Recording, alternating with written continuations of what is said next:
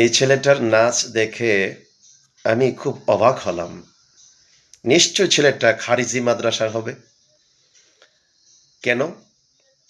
কারণ তার হুজুর ঐরকমই নাচে। আমি দেখছি, আমরা আমরা আমাদের কাছে এই ভিডিওগুলো আসে যে অনেক মাদ্রাসার হুজুররা দেখি যে কি নাচ! আহাহা! এই জন্য এই ছেলেটার নাচ দেখে আমি বুঝতে পারলাম যে এই ছেলেটা কোনো ওয়াহাবি খারিজি মাদ্রাসার ছেলে হবে, যার কারণে সে এরকম নাচতে পারে। বুঝতে পারছেন? এই জন্য আপনাদেরকে বলবো, ছেলে মেয়ে দেওয়ার আগে কোন মাদ্রাসায় পড়াবেন একটু চিন্তা করবেন।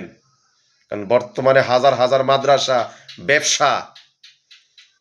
আমি হুজুর জানি বলে বলতেছি আপনাদেরকে, হাজার হাজার মাদ্রাসা ব্যবসা খুলে বসছে এখন বর্তমানে। মাদ্রাসার চাইতে বড় ব্যবসা পৃথিবীতে এখন আর আমি দেখতেছি না। তাই একটা এলাকায় ২টা ৩টা ৪টা ৫টা মাদ্রাসা হয়।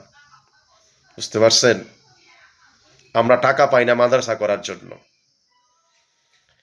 সকল সুন্নি মুসলমানদেরকে আমি বলবো, আপনারা নিজের সন্তানকে যখন মাদ্রাসায় ভর্তি করাবেন, আগে যাচাই করবেন এই মাদ্রাসার শিক্ষক ওয়াহাবি খারিজি কিনা।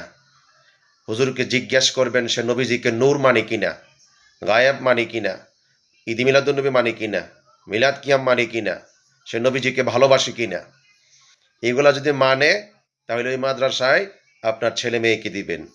আর যদি না মানে, তাইলে দিয়েন না।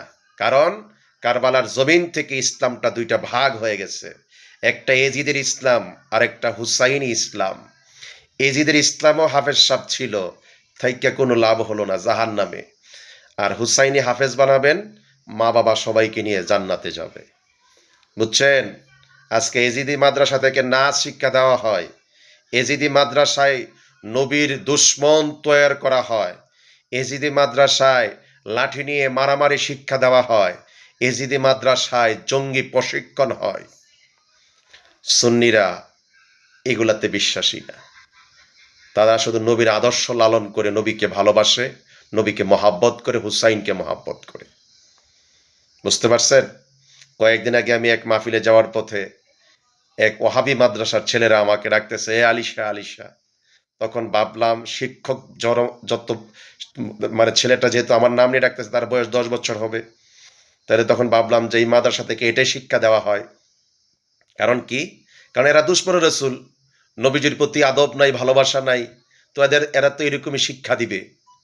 শিক্ষক যেমন বেয়াদব, ছাত্রদেরকে এরকম বর্তমানে ওয়াহাবি খারিজি হুজুররা বেয়াদব বানাচ্ছে।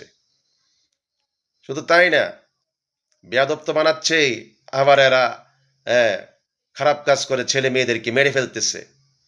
এই জন্য মাদ্রাসায় পড়াতে একটু চিন্তা ভাবনা করে পড়াবেন। যদি সুন্নি মাদ্রাসা কোথায় আছে আপনি যদি জানতে চান, আমাদের আকুবপুর কি বলে আহমদপুর আছে, মুফতি গোলাম কিবরিয়া হুজুরের মাদ্রাসা আছে, ভালো মাদ্রাসা। তারপরে আছে আমাদের নবীনগর থানার ভিতরে কণিকারা আছে, আরও আছে এরকম মাদ্রাসা, যেগুলো লিস্ট আমাদের কাছে আছে। ঠিক আছে? তো খালি বাড়ির গাড়ার মধ্যে মাদ্রাসা পাইলেই দিয়েন না, যাচাই বাছাই করে দিয়েন। ঠিক আছে? এর পিছনে বড় আলেম যদি বানাইতে চান, আমাদের জামিয়া এলমে মদিনা নেত্রকোনা আছে। এছাড়া আমাদের চান্দিনা শত শত মাদ্রাসা আছে।